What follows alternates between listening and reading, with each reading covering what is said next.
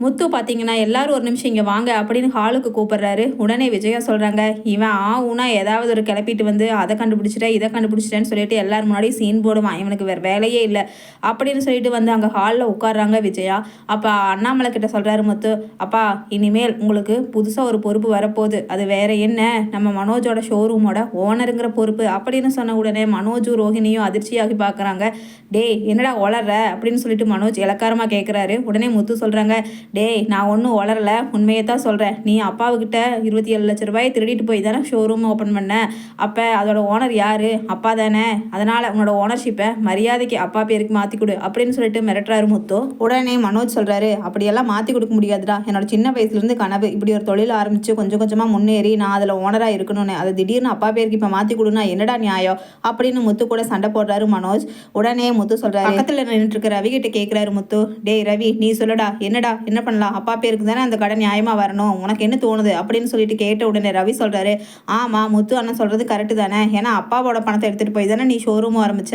அப்போது எனக்கும் முத்து அண்ணனுக்கு கூட அதில் உரிமை இருக்குது. இப்போ உன் பேரில் மட்டும் இருந்தால் அது எப்படி இருக்கும், அது சரியாக வராது. அதனால் அப்பா பேருக்கே மாற்றிடலாம் அப்படின்னு ரவியும் சொல்கிறாரு முத்து பேச்சு கேட்டுட்டு. உடனே மனோஜ் கோபமாகி, டேய் நீங்கள் 2 பேரும் என்ன பிளானில் வந்திருக்கீங்கன்னு தெரியும். எப்படியாவது நான் முன்னேறது உங்களுக்கு பிடிக்கவே இல்லை. அது மட்டும் இல்லாமல் நீங்கள் 2 பேரும் இன்னும் ஏழையாகவே இருக்கீங்க. நான் கொஞ்சம் கொஞ்சமாக முன்னேறி இப்போ நிறைய லட்சக்கணக்கில் சம்பாதிக்கிற அளவுக்கு வந்துட்டேன். அதை பொறுக்காம தானே இப்படி பண்ணுறீங்க அப்படின்னு சொல்லிட்டு சண்டை பிடிக்கிறாரு முத்துக்கிட்ட மனோஜ். ஆனால் அதை எல்லாத்தையுமே காதில் வாங்கிக்காது முத்து. டே இப்போ அதெல்லாம் பிரச்சனை இல்லை, நீ லட்சத்தில் சம்பாதிச்சுக்கோ, கோடியில் சம்பாதிச்சுக்கோ. ஆனால் இப்போ 27 லட்ச ரூபாய் எடுத்து உன்னால் வைக்க முடியுமா அப்பாவுக்கு கொடுக்க வேண்டிய பணத்தை அப்படின்னு சொல்லிட்டு கேட்குறாரு முத்து. உடனே மனோஜ் இருந்துட்டு, டே எனக்கு இன்னும் கொஞ்ச நாள் டைம் கொடு, எப்படியாவது அந்த 27 லட்ச ரூபாய் புரட்டி கொடுத்துட்றேன் அப்படின்னு கெஞ்சுற மாதிரி கேட்குறாரு முத்துக்கிட்ட மனோஜ். ஆனால் அதை எல்லாமே காதில் வாங்கிக்காத முத்து. டே அது நடக்க போகிற விஷயம், அது நடக்கிறப்ப பார்த்துக்கலாம். அதனால் நீ இப்போதைக்கு அப்பா பேருக்கு எழுதி கொடு. எப்போ 27 லட்ச ரூபாயை நீ அப்பா கிட்ட கொடுக்குறியோ அப்போ அப்பா பேர்லேருந்து உன் பேருக்கு மாற்றிக்க, அதில் எந்த அப்ஜெக்ஷனும் கிடையாது. ஏண்டா ரவி அப்படின்னு சொல்லிட்டு ரவியை பார்த்து கேட்குறாரு முத்து. உடனே ரவியும், ஆமாம் அதுதானே நியாயம் அப்படின்னு சொல்லிட்டு சொல்கிறாரு. உடனே அண்ணாமலை பேச ஆரம்பிக்கிறாரு, டேய் மனோஜ் முத்து சொல்கிறதுல என்ன தப்பு இருக்குது, நியாயமாக தானே சொல்கிறான். ஏன்னா அது ஏன் பணம் 27 லட்சம், நீ மட்டும் எனக்கு ஒரே மகன் கிடையாது, இன்னும் 2 பேர் இருக்காங்கல்ல முத்துவும் ரவியும். அப்போ ஆளுக்கு 9 லட்சம்னு போட்டாலும் அவங்க 2 பேர்த்துக்கு நீ 18 லட்ச ரூபா கொடுக்கணும் தானே. அப்போ நீ அந்த 18 லட்ச ரூபாயை கொடுத்துட்டு அதுக்கப்புறம் நீ உன் பேருக்கு மாற்றிக்க, அது வரைக்கும் என் பேருக்கே இருக்கட்டும் அப்படின்னு அண்ணாமலை சொன்ன உடனே அதை கொஞ்சம் கூட எதிர்பார்க்காத விஜயா சொல்கிறாங்க, என்னங்க உங்கள் பேரில் இருந்தால் என்ன, பையன் பேரில் இருந்தால் என்ன, அவன் ஆசைப்பட்டு கஷ்டப்பட்டு எப்படியோ இந்த அளவுக்கு முன்னேறி இருக்கான். அதனால் நீங்கள் அவன் பேர்லேயே இருக்கட்டும்னு சொல்லுவீங்கன்னு பார்த்தா இப்படி உங்கள் பேருக்கு மாற்றி தர சொல்லி நீங்களும் இவங்க பேச்சை கேட்டுட்டு சொல்கிறீங்களே அப்படின்னு சொல்லிட்டு விஜயா சொல்கிறாங்க. அப்போ அண்ணாமலை சொல்கிறாரு, ஏன் விஜயா நான் சொல்கிறதுல என்ன தப்பு, நியாயமாக தானே சொல்ல முடியும். உன்ன மாதிரி ஒரே பையன்னு சொல்லிட்டு அவனுக்காக ஜாலரா தட்டிட்டு என்னால் நடிக்க முடியாது. எனக்கு எல்லாருமே வேணும், 3 பசங்களுமே எனக்கு சமமாக ஒரு நீதியாக ஒரு முடிவெடுக்கணும்னா நான் தான் அந்த கடைக்கு ஓனராக இருக்கணும். இவன் திருப்பி அந்த 27 லட்ச ரூபாயை நம்மக்கிட்ட கொடுக்குற வரைக்கும் அப்படின்னு அண்ணாமலை சொன்ன உடனே விஜயாவுக்கு கோபமாகி அந்த இடத்துல வேற எதுவுமே பேச முடியாமல் முழிக்கிறாங்க. உடனே மனோஜ் சொல்கிறாரு, சரி அப்படியே எழுதிக்கிங்க, ஆனால் கூடிய சீக்கிரம் எவ்வளோக்கு எவ்வளோ கொடுக்க முடியுமோ அந்த பணத்தை திருப்பி கொடுத்ததுக்கப்புறம் திருப்பி என் ஷோரூம் என் பேருக்கே வேணும் அப்படின்னு சொல்லிட்டு மனோஜ் சொல்கிறாரு. உடனே முத்து சொல்கிறாரு, இப்போ வா மகனே வலிக்கு, இது சொன்னையே இது கரெக்டு, எப்போ வச்சுக்கலாம் ரெஜிஸ்ட்ரேஷனை அப்படின்னு சொல்லிட்டு முத்து கேட்குறாரு. உடனே மனோஜ் சொல்கிறாரு, அதையும் நீயே முடிவு பண்ணியிருப்பு தானே, சொல்லு எப்போ கையெழுத்து போடணுமோ போட்டு தொலைக்கிறேன் அப்படின்னு மனோஜ் சொன்ன உடனே, சரி அதையும் நானே சொல்லிடுறேன் அப்படின்னு சொல்லிட்டு முத்து சொல்கிறாரு. நாளைக்கு நாள் நல்லா இருக்குது, நல்ல நேரம் பார்த்து அங்கே ஷோரூம்க்கு அப்பாவை கூட்டிகிட்டு போய் அங்கே மாலை மரியாதை எல்லாம் போட்டு அவரை ஓனராக்கி பார்த்துடலாம். என்னடா ரவி சொல்கிற அப்படின்னு சொல்லிட்டு முத்து கேட்குறாரு. உடனே ரவி சொல்கிறாரு, டே எனக்கு ரொம்ப சந்தோஷம், ஏன்னா அப்பா அந்த இடத்துல உட்காந்து பார்த்தா நல்லா இருக்குன்னு நான் நினைக்கிறேன் அப்படின்னு சொன்ன உடனே ஸ்ருதியும் சொல்கிறாங்க, ஐ ஜாலி, அங்கிள் தான் அந்த ஷோரூமுக்கு ஓனரா, ஜாலி நல்லா இருக்கும் பார்க்குறதுக்கு அப்படின்னு சொன்ன உடனே ரோஹிணி பேசுகிறாங்க, என்ன ஸ்ருதி உங்கள் வீட்டுக்காரர் கஷ்டப்பட்டு ஒரு தொழில் ஆரம்பித்து அந்த மாதிரி முன்னேறி அந்த ஷோரூமோட ஓனராக இருக்கும் பொழுது திடீர்னு அங்கிளை கொண்டுட்டு போய் அங்கே ஓனர்னு உட்கார வச்சா உங்கள் மனசு கேட்குமா அப்படின்னு சொல்லிட்டு சண்டைக்கு போகிறாங்க ரோஹிணி.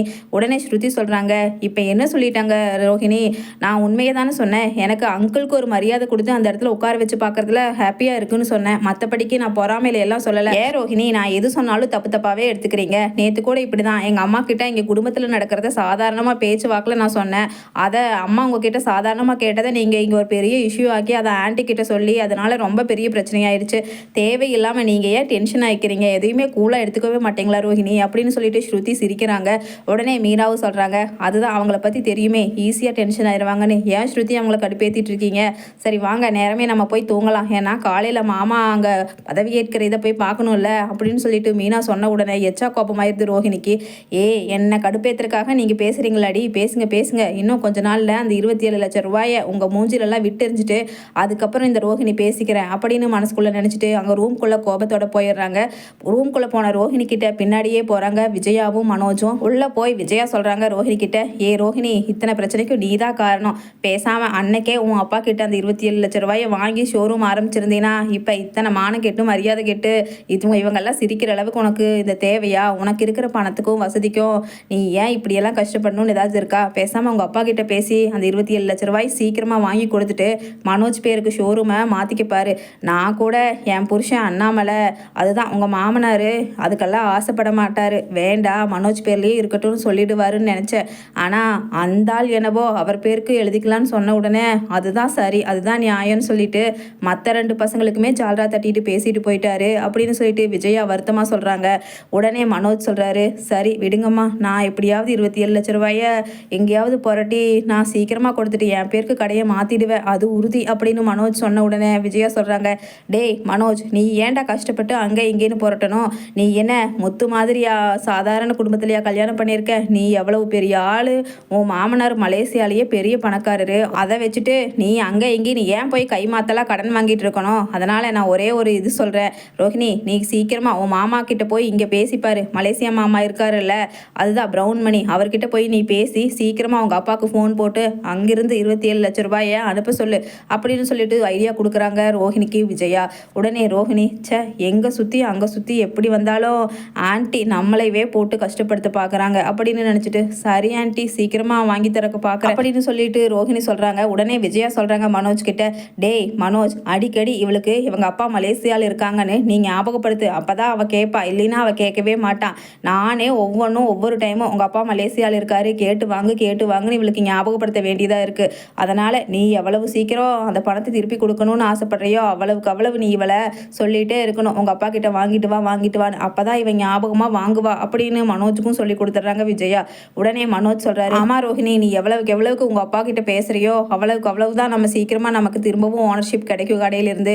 இல்லைனா இந்த முத்து அப்படியே கடையை ஃபுல்லாக அப்பா பேர்லேயே இருக்கிற மாதிரி பண்ணிடுவான். அதுக்கப்புறம் முத்துக்கும் ரவிக்கும் கூட நம்ம ஷேர் கொடுக்க வேண்டியது வரும் அப்படின்னு சொல்கிறாரு மனோஜ் ரோஹிணி கிட்ட. உடனே ரோஹிணி சொல்கிறாங்க, மனோஜ், எங்கள் அப்பாவுக்கு அங்கே கொடுக்கக்கூடிய சூழ்நிலையில் அவர் மலேசியாவில் இருந்திருந்தா நான் ஏன் இத்தனை நாளாக மாமாவோட பணத்தை வாங்கி இந்த ஷோரூமில் போட்டு வெளியில் தெரியாமல் இவ்வளவு கஷ்டப்பட்டு நான் நடிச்சிட்டு இருக்க வேண்டியதாக போச்சு.